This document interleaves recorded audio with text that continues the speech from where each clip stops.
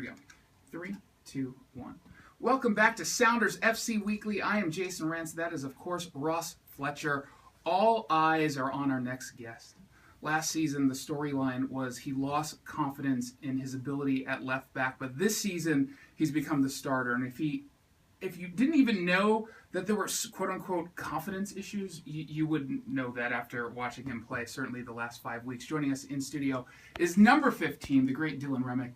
Dylan, thanks for stopping by. This is your second time here this season. Yeah, no, thank you for having me. That's usually, that's a good sign. Yeah, it's better than not coming down. So, big congrats on making the MLS Team of the Week. MLSsoccer.com, they wrote that you have, quote, settled into a starting role nicely as he put in another standout performance against NYCFC. How does that feel? You're getting all these accolades now. No, that feels really cool. Obviously, it was awesome to have 3 Sounders on that Team of the Week. I think that just shows how well we played over the weekend against New York. Personally, it's pretty awesome. But the team, the 3 big points were much better on the road. But come on, it's got part of you is like, okay, this is so cool. No, it is really cool, and my brother texted me. I think he was the first one to let me know. So I talked to him about it for a bit, and I mean it's very cool. You can't take that away from it. So I was happy that I'm just getting the job done, I guess. So you pick up 3 points on the road against NYCFC. They've had a little bit of a tough go this season, to say the least. Mm-hmm. But arguably one of their advantages is they get to play on a field that no one seems to have an advantage on. And so this is Yankee Stadium in the Bronx. You had the opportunity to play there, and I'm sure it was cool and all, but it looks so tiny on television. Yeah, I mean, Yankee Stadium in itself is awesome. I'm a sports fan through and through, so it's one of the iconic stadiums. To play there was awesome. It was a small pitch for sure. Just something different, I guess. Just, a challenge that we had to overcome. They definitely, had the better possession and some good chances early on, as we were still trying to figure out how to play sort of on that pitch.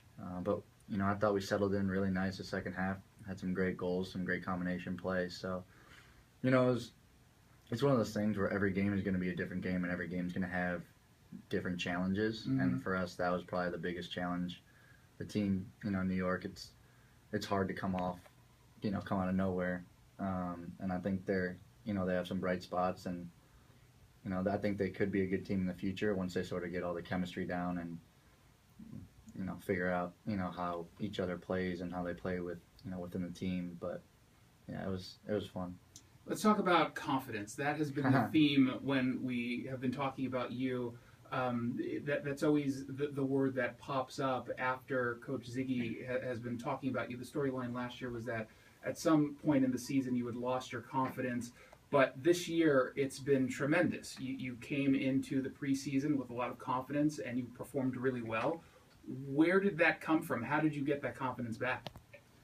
I mean, the biggest thing was it was a new year, and so I knew that I had a fresh start. So I sort of just scrapped all of last year. I took the learning points that I needed to make myself a better player, both mentally and physically. But I looked at it as a new opportunity. So I tried to forget about all the ups and downs from last year and focus on this year. And every time you play well, you gain that confidence, and to keep that confidence is something that I learned throughout the trials and tribulations of last year's season. So I'm just trying to work on it, day in and day out to, stay mentally and physically strong for each game. I know that you work your tail off. I know that it's a new season, and symbolically that means a lot. But do you know what I personally credit that confidence from? I think it finally kicked in. It's Taylor Swift. Hey, that's probably very true. She came out with her new album, and ever since then, bam. You're a huge Taylor Swift fan. I know you listen to that before each and every game. You can't help but listen to Shake It Off and be like, okay, I'm going to shake off all the bad mojo from last season. It's a catchy song, yeah. Come on. So during those times of low confidence, did you ever feel like that was going to be the end of your career in Seattle? Did you ever get to that low of a point? I don't know if it's that low of a point. I I was definitely, questioning whether I would have to try another team. But the coaching staff had good faith in me, and they told me that at the end of the season. So I was excited to to start up again, basically, so to speak, to have that fresh start. Every time somebody deals with something that I dealt with an injury and low confidence, it's one of those things that if you can get through it, then I think it makes you much stronger of a person and a player. And so that was one of my goals, was to get through that and then to try and see if I could come out better. And I tried, I thank the coaching staff and the players for, believing in me, and, myself for just keep grinding away. Now, you come from a very athletic family. So your brother runs sprint at USC. Your sister is a swimmer at Princeton. Your dad is a former soccer professional. Is that where that comes from? This idea of the sort of the competitive spirit? Yeah, I don't know where my dad is a professional soccer player. But that's everywhere. Is it? Oh, well, he'll love that for sure. No, he actually wasn't a big soccer player, but both my parents are athletic. They love to run, love to swim, and I definitely think that that's where that competitive nature kicked in from a young age. Having a twin is pretty awesome, but it's also very competitive. Yeah. We competed in everything from schools to athletics to you name it. And then my sister, being the young sister of the group, she always felt that she needed to compete too. So there's a lot of competition within my family, not just in the athletic area, but also, I guess you could say, just in life in general. And so they definitely helped me through that time as well. And just again, just kept believing in me, and they were a big reason of where I am right now. We're talking with Dylan Remick. He is, of course, the starting left back for the Seattle Sounders FC. We spoke to Coach Ziggy last week, and he brought up something that I did not realize. Leo Gonzalez has been really working with you during, the off time, during practices, basically trying to help you learn some of the skills that he currently possesses. And I thought, that's big of him, but also, is there any awkwardness on your end? Because obviously you're holding a position that he used to hold. How does that relationship work out? I think Leo's just a terrific person in general. There's no awkwardness at all, at least that I can't pick up on any. He's just one of those guys who he loves helping people if they're willing to learn. And I've been fortunate enough to sort of study under him for the last few years, and he's just, again, one of those great team players where he puts the team in front of himself. And I'm just trying to learn from him as much as I possibly can. And he's teaching me the things that he works on and worked on for the past 10 years, things that got him to where he is, and got him an extremely successful career and continuing on. So I'm grateful to have had that opportunity to find sort of a mentor in the position that I like to see myself playing for quite a while. You've always been very sort of open about your own performance and both what you're really good at, but what you need to work at. What do you think right now, would you say, is the one thing you're really spending some extra time trying to improve? The biggest thing is probably my 1v1 defending. And that's something that, if anybody's watched Sounders games, knows that Leo's one of the best at. And so I think that's a big area that I can work on.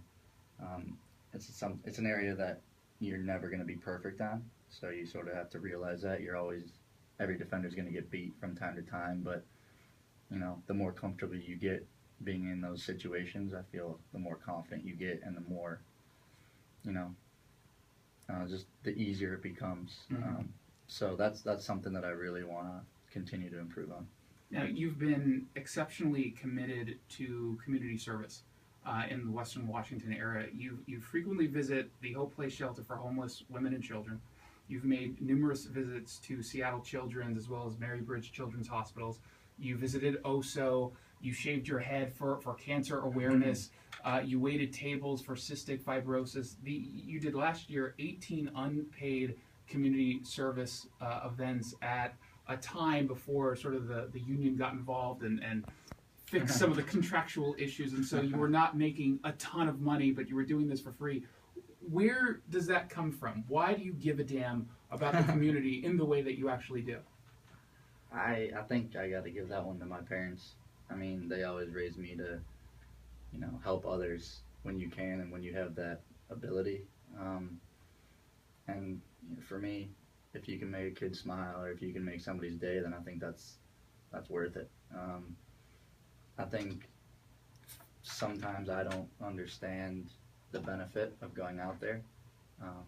But then again, when you hear these kids and they enjoy seeing Sounders or Seahawks or Mariners players just coming and having a good time with them, I mean, it's a great feeling for me too that you're, brightening some kid's day up. I think that's something that, not everybody gets to enjoy, and it's a rare thing to do. And if I have that opportunity, then I'd love to help out in any way I can. Are there any causes that are sort of near and dear to you that you are especially excited to get involved with? I know a friend who is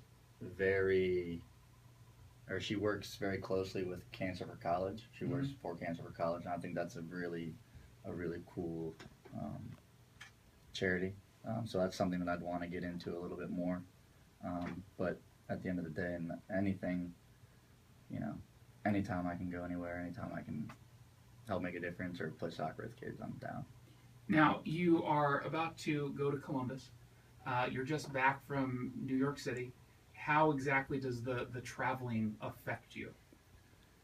It's a lot of traveling. Yeah, it is. But it's just part of the job. I mean, you just gotta do it. It's not the end of the world. This training staff takes care of us, and all the players know what they have to do to get ready for the game. So, it sucks to travel, but it shouldn't be an issue at all. Who are you bunking with? Lamar Nagel is my roommate on the road. How's that going?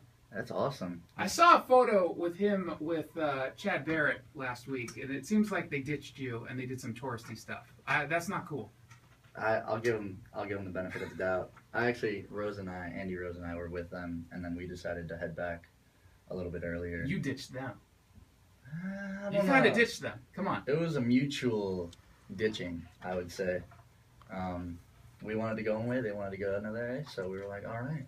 Well, the good news is you're headed to Columbus, Ohio, and they've got like bowling alleys and Yeah, they got a lot of good stuff. more bowling alleys. I think they have a movie theater or two. So it's almost like visiting New York City. It's close, Chad Marshall knows all the cool spots, though, so he'll definitely hook us up. So we reached out to folks on Twitter saying, what is a question that they would want to ask you? Josh on Twitter wants to know what your goal celebration is going to be when you get a backline goal. My goal celebration. I'll probably be so happy that I score that I'll just sprint around. I don't know if I can do backflips, so maybe a somersault too.